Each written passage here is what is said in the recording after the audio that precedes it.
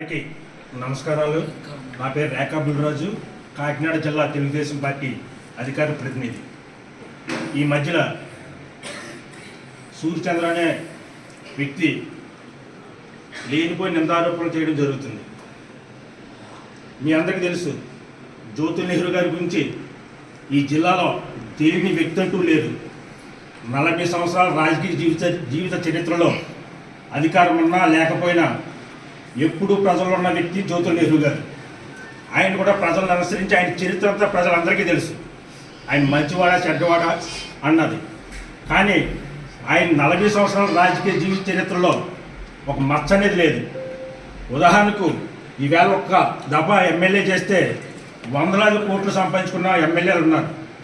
జ్యోతి నెహ్రూ గారు 40 సంవత్సరాల్లో 4 సంవత్సరం చెప్పి చేసి కూడా ఈరోజు కూడా అప్పులు చేసే పరిస్థితి. కానీ తాను మైలేజ్ని పెంచుకోవడం కొరకు ఇప్పటి వరకు మచ్చలేని నాయకుడి మీద తను ఉనికి చాటుకోవడం కోసం మచ్చ వేసే ప్రయత్నం చేస్తున్నాడు సూర్యచంద్ర. అది ఖండించవలసిన అవసరం, అబ్జర్వ్ చేయాల్సిన అవసరం ప్రజలకు ఉంది. నేను జగ్గంపేట నియోజకవర్గ ప్రజలకు అప్లై చేసేది ఏంటంటే, సూర్యచంద్ర చేసే అవాస్తవాలు అవన్నీ, ఆయన జ్యోతి నెహ్రూ గారి మీద చేసేవన్నీ కూడా అవాస్తవాలు. మొన్న చంద్రబాబు నాయుడు గారు ఎలక్షన్ ముందు వచ్చినప్పుడు ఒక క్లిప్పింగ్ చెప్పి ఇప్పుడు దాకా మట్టిని దోసిన వాళ్ళందరూ కూడా విమర్శించడం జరిగింది. దాన్ని ప్రదర్శించి ఉదాహరణగా చూపుతున్నాడు మామూలుగా. అంటే పోలవరం కాలువ 2006లో వచ్చింది. 2006 నుంచి 2014 దాకా కాంగ్రెస్ ప్రభుత్వం, అంటే 10 సంవత్సరాలు వాళ్ళు పరిపాలించారు. అలాగే 2019 నుంచి 2024 వరకు వైసీపీ ప్రభుత్వం, వాళ్ళు 5 సంవత్సరాలు పరిపాలించారు. జ్యోతి నెహ్రూ గారు అధికారంలో ఉన్నది 2017 నుంచి 2019 దాకా 2 సంవత్సరాలు, ఇప్పుడు వచ్చిన 2 సంవత్సరాలు. ఈయన ఏమంటున్నాడు, నేను బురద చల్లేస్తాను, మీరు కడిగేసుకోండి అంటున్నాడు. నెహ్రూ గారు సమాధానం చెప్పరు, రోజుకు ఒకటి బురద చల్లుతాడు. నెహ్రూ గారు సమాధానం చెప్పడానికి ఆయన ఖాళీ వ్యక్త, 2 లక్షల మందికి ప్రతినిధి. వాళ్ళ పనులు వాళ్ళ వ్యవహారాలు చూడవలసిన అవసరం ఎంతైనా ఉంది ఆయనకి.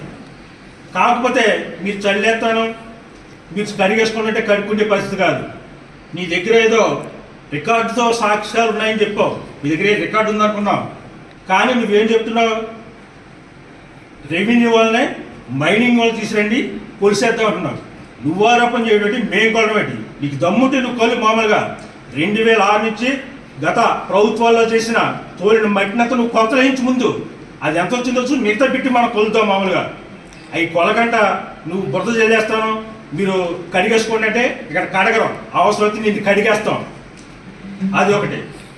అదేవిధంగా మన నియోజకవర్గంలోనే కాకుండా బయట ప్రజలందరూ కూడా నెహ్రూ గారి గురించి తెలుసు. మామూలుగా అసత్య ఆరోపణలు చేయకూడదు. ఇంకా సూర్యచంద్ర గారు ఉన్నారు, ఆయన ఏఎం ఏంటంటే ఆయన లక్ష్య సాధన ఎమ్మెల్యే అవ్వడం. ఆయన చెప్తున్నాడు మామూలుగా, నాకు వేలాది మంది పూజలు చేస్తున్నారు నేను ఎమ్మెల్యే అవ్వాలని, నాకు వేలాది మంది నాకు డొనేషన్ ఇస్తున్నారని చెప్పడం జరుగుతుంది. 2009లో మన జనసేన పార్టీ వచ్చిన తర్వాత ఆయనకి ఇన్ఛార్జ్గా ఒక అవకాశం ఇచ్చారు. అయితే ఆయన ఎమ్మెల్యే అవ్వడానికి ఒక ప్లాట్ఫామ్ ఏర్పడింది. ఆ ప్లాట్ఫామ్లో ఉండకంట నిన్ను జనసేన పార్టీ బయటికి ఎందుకు పంపేసింది అంటే, నీ మీద ఎన్ఆర్ఐల దగ్గర జనసేన అంటే అభిమానించే ఎన్ఆర్ఐలందరూ కూడా నువ్వు సేవా కార్యక్రమాలు చేస్తుందంటే కోట్లాది రూపాయలు నీకు ఇవ్వడం జరిగింది. అది పార్టీ దృష్టికి వచ్చి దాన్ని వివరణ అడగడం వల్ల నువ్వు ఆగిపోయావు. దాన్ని సాగ్గా చూపించడం కోసం, నా మీద తప్పు లేదని ప్రజలు చెప్పుకోవడం కోసం పరిణాపక్షంలో కూటమి మీటింగ్ వెళ్తే అక్కడికి వచ్చి గొడవ పెట్టుకున్నావు. వంక కోసం నువ్వు అది. అలాంటి వ్యక్తులు నువ్వు అంటే నువ్వు లెక్క చెప్పలేదు. అంటే నీ ప్రయోజనం ఏంటి, నీ లక్ష్యం ఏంటి, ఎమ్మెల్యే అవ్వాలని. కానీ ఎమ్మెల్యే అవ్వాలన్న లక్ష్యాన్ని కూడా వదిలేసి నువ్వు పక్కకు వస్తుంటే తెలుగుతో కూడా కాదు. అంటే ఎన్ఐఏల దగ్గర ఎమ్మెల్యే కంటే ఎక్కువ ఆర్థిక ప్రయోజనం పొందవు. నువ్వు జనసేనలో ఉండాలంటే దాని అంతటికి నువ్వు లెక్కలు చెప్పాలి. ఆ లెక్కలు చెప్పకూడదు. మనకి ఇదే పెద్ద ప్రయోజనం, కోట్లు ఇస్తున్నాయని చెప్పి బయటకు వచ్చేయడం జరిగింది. నేను సూసైడ్గా కొట్టే సూటిగా ప్రశ్న చేస్తున్నాను. ఎదరు వాళ్ళ మీద బురద చేయడం కాదు, మన బురద కూడా మనం కడుక్కోవాలి ముందు. నీ మీద ఎన్నో ఆరోపణలు ఉన్నాయి, నీ కుటుంబ సభ్యులు ఉన్న అకౌంట్లన్నీ కూడా బ్యాంక్ స్టేట్మెంట్స్ ఈ బయటికి. ఎన్ఐఏల పేరు ఎవరెవరు చందాలిచ్చో పేరు చెప్పు. నువ్వు మొక్కలకి గాజు గ్లాసులకి వేసిన డబ్బులు చెప్పు. ఖర్చు అకౌంట్ చెప్పాల్సిన బాధ్యత నీకు ఉంది. నువ్వు చెప్పలేదు ఇప్పటి వరకు. నువ్వు పవన్ కళ్యాణ్ గారు ఇంటర్వ్యూ ఇవ్వలేదని చెప్పి నువ్వు అక్కడ ధర్నా చేసిన వ్యక్తివి. అలాంటి నీకు సీట్ ఇవ్వలేదంటే నువ్వు ఊరుకో నిరసన ధర్నాలు ఆమరణ నిరాహార చేతు కాకపోతే నీ దగ్గర తప్పు ఉంది. నువ్వేం చేయాలంటే అవన్నీ బయట తీసి అకౌంట్ చెప్పాలి. చెప్పి నీది నువ్వు కడుక్కో, ముందు కడుక్కుని మిగతా వాళ్ళ మీద అసత్య ఆరోపణ చేయి. అంతే తప్ప నీ ఇమేజ్ పెంచుకోవడం కోసం మచ్చలేని జ్యోతి నెహ్రూ గారి మీద నువ్వు చేయడానికి సరిపోవు. జ్యోతి నెహ్రూ గారు ఒక వ్యక్తి. ఏమంటాడు ఆయన? జ్యోతి నెహ్రూ గారు వచ్చి ప్రెస్ మీట్ చెప్పాలంటాడు. నీకంటే వాళ్ళు ప్రెస్ మీట్ చెప్పాలంటే రోజుకొకరు చెప్పాలంటే ఆయన టైం వేస్ట్ అయిపోద్ది. మేము చాలు మామూలుగా చెప్తారు, అవసరం అయితే చెప్పవలసి వస్తే ప్రజలు చెప్తారు. జ్యోతి నెహ్రూ గారు ఆయన ప్రజా నాయకుడు. ఎవరు చెప్పి నీకులాంటి వాళ్ళకి చెప్పరు. రోజుకొకటి వస్తాడు నీకులాంటి ప్రజలకు చెప్తారు. ప్రజా నాయకుడిగా ప్రజలకు చెప్తాడు ఆయన మామూలుగా. కాబట్టి మీరు అది గ్రహించాలి.